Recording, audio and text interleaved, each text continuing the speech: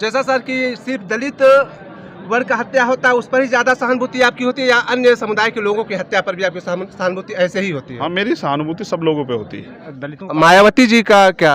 मायावती जी का जो अब फोकस कम हो गया है। के दबाव में तो पुलिस हाँ, पॉलिटिशियन के दबाव में पुलिस काम कर रही है, सरकार के लोगों के दबाव में पुलिस काम कर रही है। बुरा ये है पुलिस से संतुष्ट नहीं दिख नहीं, रहे हैं। मैं उत्तर प्रदेश पुलिस में कुछ ऐसे अधिकारी हैं जो सरकार के हिसाब से काम करते हैं, मैं तो संतुष्ट नहीं। 17 लोगों के खिलाफ FIR हुई है, 10 लोग गिरफ्तार हुए हैं अभी तक। जी जी।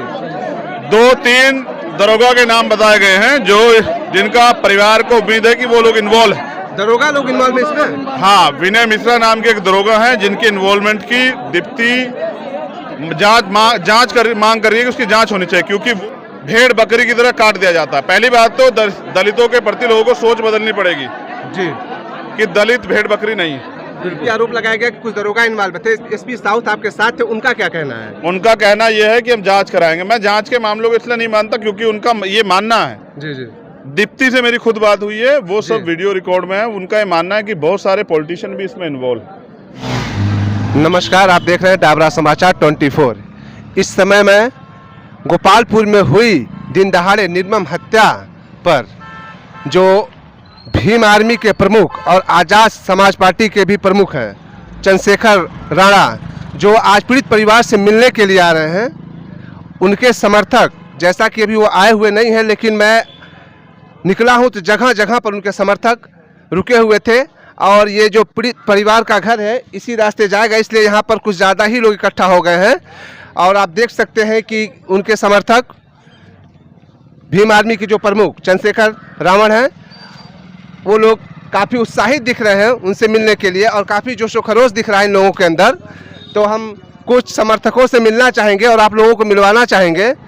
तो देखिए ये लोग यहाँ पर हैं, हम मिलवाएंगे और पूछेंगे आप लोग क्यों यहाँ पर खड़े हैं। जी, चंद्रशेखर भैया आने वाले हैं, उन्हीं का इंतजार है पीड़ित परिवार को न्याय दिलाने के लिए। अच्छा, पीड़ित परिवार को न्याय दिलाने के लिए वो चंद्रशेखर रावण जो है वो आ रहे हैं। तो आप लोग कितने की संख्या में यहाँ पर होंगे? लमसम 5000 से ऊपर होंगे। आप लोग का घर कहाँ है? यही गोला में है।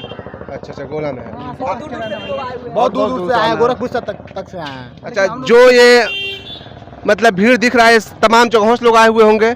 क्या जब हत्या हुई तो क्या आप लोग आए थे यहाँ पर? जी, आए थे, एक बार आए थे हम लोग।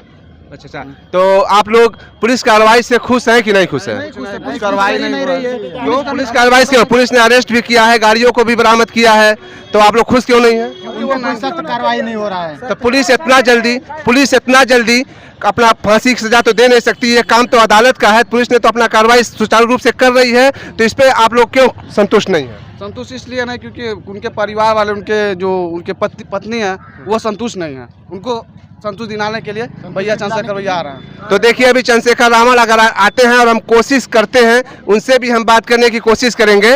और उनके समर्थक जो हैं वो यहाँ पर काफ़ी लोग इकट्ठा हो चुके हैं और वो आते हैं तो उनके काफिले से भी हम रूबरू आप लोगों को करवाएंगे और उनसे भी मिलवाएंगे। और पीड़ित परिवार के घर भी हम जाएंगे, पीड़ित परिवार के लोगों से भी हम मिलने की कोशिश करेंगे और आप लोगों को भी मिलवाएंगे। तब वो आते हैं तो हम वहाँ पर भी चलते हैं। जैसा कि मैं पीड़ित परिवार के घर की तरफ बढ़ा हूँ आगे, तो पुलिस की व्यवस्था काफ़ी चुस्त और दुरुस्त दिख रही है। जैसा कि हमारे कैमरामैन घुमाकर आपको दिखाएंगे कि पुलिस की व्यवस्था काफ़ी चुस्त और दुरुस्त दिख रही है। और आगे SHO गोला की गाड़ी भी जा रही है और भी पुलिस बल जैसे PSC बल भी तैनात कर दिए गए हैं और PSC बल के साथ साथ लोकल पुलिस भी लगा दी गई है।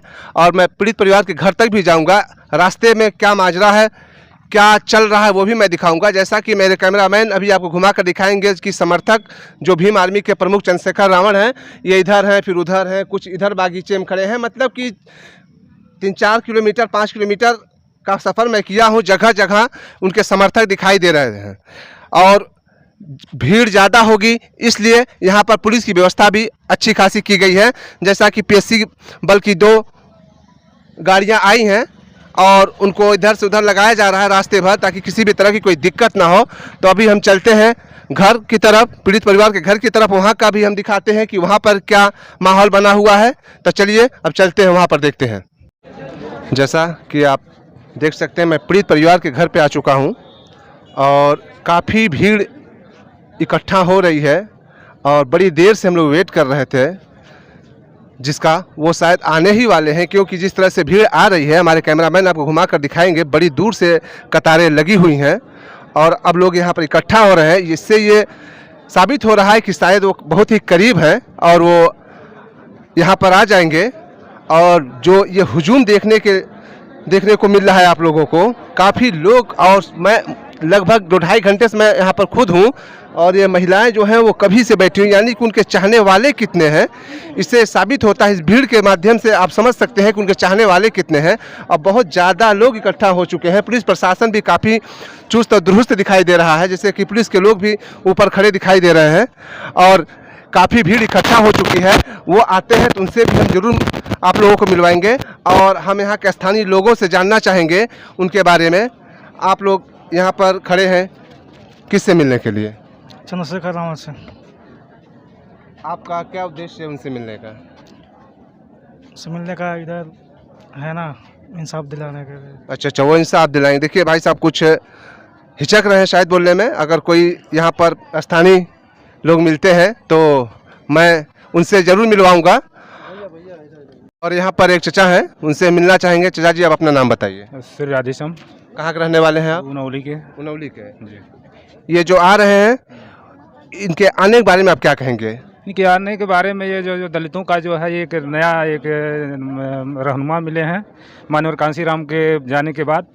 और इसमें दलितों, मायावती जी का क्या? मायावती जी का जो अब फोकस कम हो गया है, मतलब दलित इनको अपना रहनुमा मान रहे हैं। हाँ, दलित अब उनका अपना रहनुमा मानते हैं और उनके साथ हैं, भीम आर्मी के साथ हैं, भाई चंद्रशेखर के साथ हैं। और ये जो हत्या हुई है इसके बारे में आप क्या ये तो बहुत जघन्य हत्या है। ये तो हमारा सग नहीं था, लेकिन हमारे लोगों का क्लोज भाई था। हाँ, तो जैसा कि आपने सुना है, चचा जी जो है वो कह रहे हैं कि ये दलितों के एक मसीहा हैं। और मायावती जी का, जैसे हमने जब इनसे पूछा तो इन्होंने कहा कि उनका कोई फोकस नहीं रहा है। जैसा कि आप देख सकते हैं कि प्रमुख जो भीम आर्मी के हैं चंद्रशेखर रावण, उनका काफिला बिल्कुल करीब है, आ चुका है और ये कुछ ही दूरी का फासला बचा हुआ है। कुछ गाड़ियां उधर जा रही हैं। अब देखिए किस रास्ते आते हैं, 2 रास्ते हैं, इधर से भी, लेकिन काफिला बिल्कुल करीब आ चुका है। और जनसैलाब जो है उमड़ चुका है कि आप देख ही सकते हैं कि जनसैलाब कितना तेज उमड़ चुका है। उनके चाहने वाले इसे साबित होता है कि बहुत ज़्यादा है और भीड़ बढ़ते ही जा रही है। काफ़ी भीड़ इकट्ठा हो चुकी है और अभी जनसैलाब जो है वो उमड़ते जा रहा है। उनका काफिला भी काफ़ी करीब आ चुका है। जैसा आप देख सकते हैं कि उनको वहीं शायद उतार दिया गया है या उस गाड़ी में है। उनके जो समर्थक हैं वो अपने हाथों को चैनल बना लिए हैं, काफ़ी लंबा चैनल बनाकर वो लेकर आ रहे हैं। अब गाड़ी में है या गाड़ी से उतर चुके हैं, जो साफ दिखाई दे रहा है। हमारे कैमरामैन आपको दिखा रहे हैं और वो चंद ही लम्हों में यहाँ तक आ जाएंगे। और जनसैलाब काफ़ी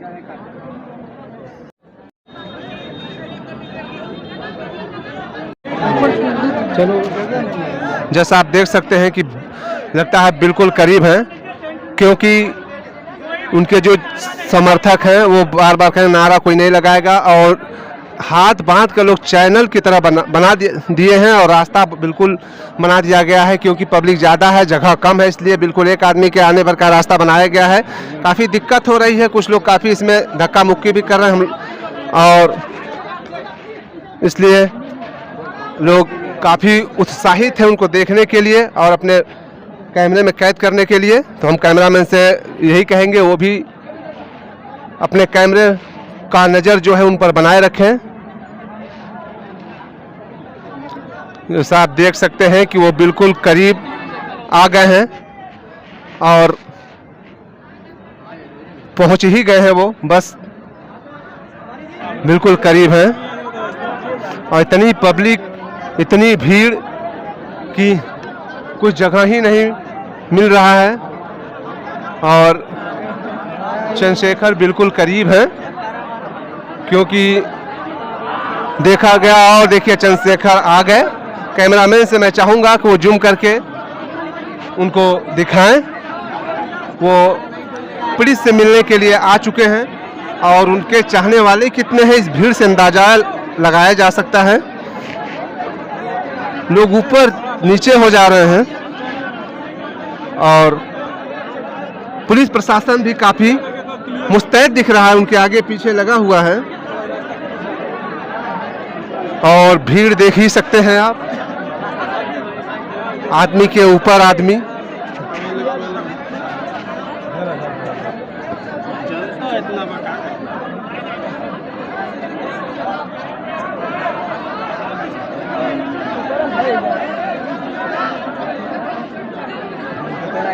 जनता बिल्कुल परेशान दिख रही है।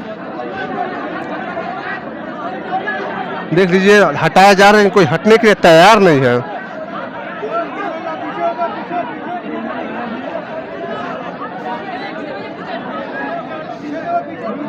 काफी दिक्कत का सामना करना पड़ रहा है इस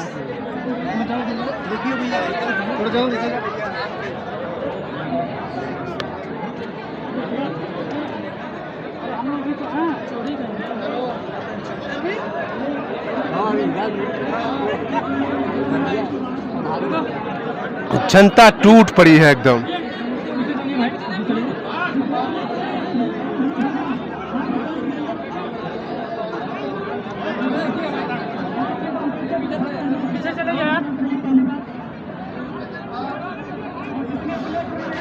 जो अनीश कुमार कनौजिया को श्रद्धांजलि दे रहे हैं फूल माला चढ़ाकर, और कुछ समर्थकों से कह भी रहे हैं, लेकिन काफ़ी भीड़ है और सुन नहीं पा रहे हैं हम लोग। वो श्रद्धांजलि दे रहे हैं अनीश कुमार कनौजिया का, जिनका निर्मम हत्या कर दिया गया था गोपालपुर चौराहे पर, जघन्य हत्या कर दिया गया था, नवविवाहित जोड़ा था। देखिए, पुलिस प्रशासन शायद ऐलान कर रहा है कि आवाज न निकालें।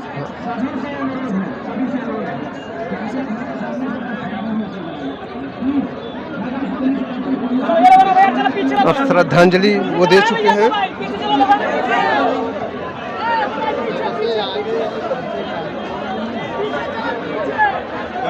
अब ये शायद उनके पत्नी से या उनके परिवार वालों से मिलने आ रहे हैं और रास्ता बनाया जा रहा है। भीड़ देख ही सकते हैं आप, भीड़ काफ़ी ज़्यादा हो चुका है। और अभी भी हमारे कैमरामैन घुमा कर दिखा दें कि अभी भी भीड़ बढ़ते जा रही है। लोग दौड़ते हुए आ रहे हैं, भागते दौड़ते खेतों में गाड़ियों को खड़ा करके, और इस तरह से भागते आ रहे हैं। कितने चाहने वाले हैं इससे भीड़ से, और लोगों के आने का जो जज्बा है उससे पता चल रहा है। कुछ लोग जो शौचालय है, शौचालय की छत पे खड़े होकर उनको देख रहे हैं। काफी भीड़ हो चुकी है।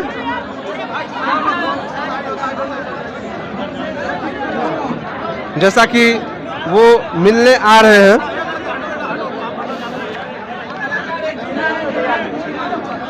और पत्रकार बंधु भी हैं और सब लोग हैं, लेकिन थोड़ी दिक्कत हो रही है।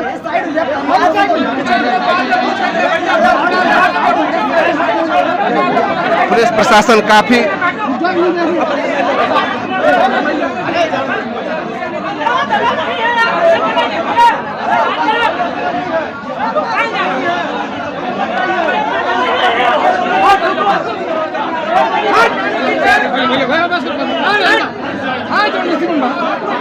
बड़ी दिक्कत से लोग, सारे लोग अंदर जाना चाहते हैं, लेकिन ये उचित नहीं है। कितने लोग जाएंगे, घर का मामला है, लेकिन खुद समझ चाहिए।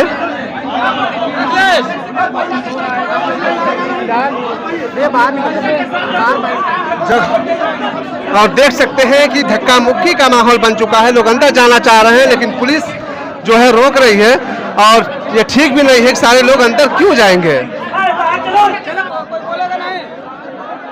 जैसा कि आप देख सकते हैं कि यहाँ पर पुलिस प्रशासन कुछ हटाने की कोशिश कर रही थी भीड़, लेकिन भीड़ शोर मचाना शुरू कर दी है। सर, आप 1 घंटे मुलाकात किए अंदर जी, तो उस मुलाकात में आपकी विशेष बातचीत क्या हुई? जैसे कि एसपी साउथ अरुण कुमार जी भी आपके साथ थे।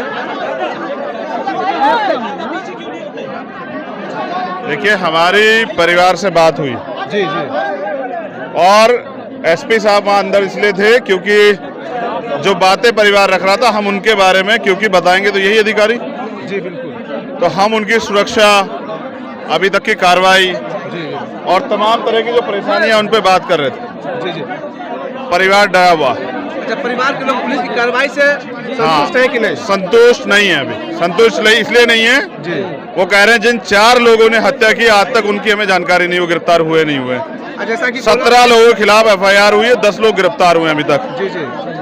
2-3 दरोगा के नाम बताए गए हैं जो जिनका परिवार को उम्मीद है कि वो लोग इन्वॉल्व है। दरोगा लोग इन्वॉल्व है इसमें? हाँ, विनय मिश्रा नाम के एक दरोगा हैं जिनके इन्वॉल्वमेंट की दीप्ति मांग कर रही है कि उसकी जांच होनी चाहिए, क्योंकि वो उसका जो कार्यशैली है उसी के द्वारा भी बताया, वो किसी चौकी पे भी है, उसी ने 3 आरोपियों को पकड़ा, यानी कि आरोपी साठगांठ करके उनको वो सरेंडर कर रहे हैं। तो वो न्याय चाहती है, उनकी अंतिम मांग और पहली मांग यही है कि अनीस के हत्यारों को सजा मिले और इस परिवार को जो है ना न्याय मिले। जी जी। दूसरा, जी। मैं समझता था कि इतनी दर्दनाक घटना है कि एक इंसान को भेड़ बकरी की तरह काट दिया जाता है। पहली बात तो दलितों के प्रति लोगों को सोच बदलनी पड़ेगी जी कि दलित भेड़ बकरी नहीं है, बिल्कुल समझ रहे, वो भी इंसान है और वो अपने संवैधानिक अधिकार अपनी काम को समझता है, करता, मेहनत करके सब चीजें कर रहा है। तो जो लोग उनकी हत्या इस तरह करना चाह रहे हैं, वो जाति का अहंकार नहीं छोड़ पा रहे। उनको समझना पड़ेगा कि ये आजाद भारत है। अगर आजाद भारत में भी महिलाओं को अपनी मर्जी से पति चुनने का अधिकार नहीं है, तो ये फिर 100 साल पहले के भारत में थोड़ा जी रहे हम लोग। बिल्कुल। तो जो लोग दलितों को इस तरह काट देने से और अपने आप को ताकतवर समझ रहे, मैं उनको ये बताना चाहता हूँ कि नहीं, हम गाजर मूल्य नहीं है जो हमें काटा जाए। अगर हमारे साथ कोई अन्याय करेगा तो फिर हमें जो है ना न्याय के लिए लड़ना पड़ेगा। और आज ये लाखों लोग जो यहाँ खड़े हैं ये बता रहे हैं कि वो इस परिवार के साथ खड़े। तो सर, जैसा कि अभी आरोप लगाया गया कि कुछ दरोगा इन्वॉल्व थे, SP साउथ आपके साथ थे, उनका क्या कहना है? उनका कहना यह है कि हम जांच कराएंगे। मैं जांच के मामलों को इसलिए नहीं मानता क्योंकि उनका ये मानना है, जी जी, दीप्ति से मेरी खुद बात हुई है, वो सब वीडियो रिकॉर्ड में है। उनका ये मानना है कि बहुत सारे पॉलिटिशियन भी इसमें इन्वॉल्व, पुलिस के लोग भी इसमें कुछ इन्वॉल्व है। जब पुलिस ही भक्षक हो जाएगी, अभी संत कबीर नगर थे, वहाँ पुलिस ने पीट के एक लड़के की हत्या कर दी है। पॉलिटिशियन के दबाव में तो पुलिस, हाँ, पॉलिटिशियन के दबाव में पुलिस काम कर रही है, सरकार के लोगों के दबाव में पुलिस काम कर रही है। बुरा यह है कि यहाँ जो MLA हैं जी, वो या यहाँ के जो नेता हैं वो किसी पार्टी के, वो आज तक इस दरवाजे नहीं चढ़े।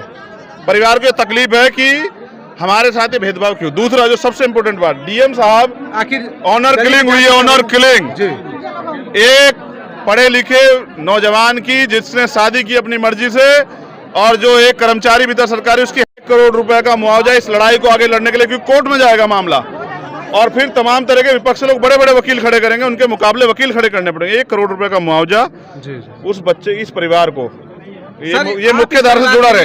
एक सेकंड, मुख्य धारा से जुड़ा रहे, इस परिवार को एक सरकारी नौकरी।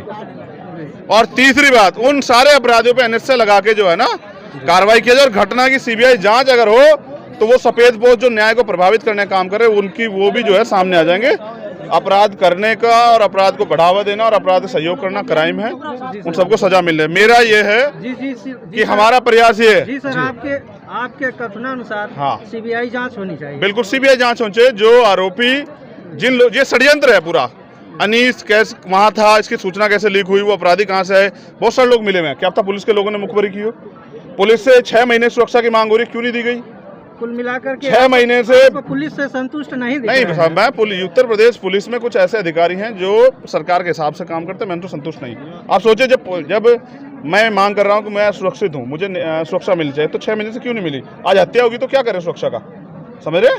तो घर की सुरक्षा होनी चाहिए और सब चीज़ें। और हम प्रयास करेंगे, अगर आज हम लोग अभी जाके SSP महोदय से मिलेंगे और वहाँ जो है ना अपनी यूनिट से बात करेंगे। अगर न्याय के लिए प्रशासन चुस्त नहीं होता, जैसे हमें रोकने के लिए चुस्त था, संत कबीर नगर रोका, बस्ती रोका, यहाँ गोरखपुर बॉर्डर पे रोका, हमारी सैकड़ों गाड़ियाँ वहाँ रुकवा दी, हमने तो मान लिया।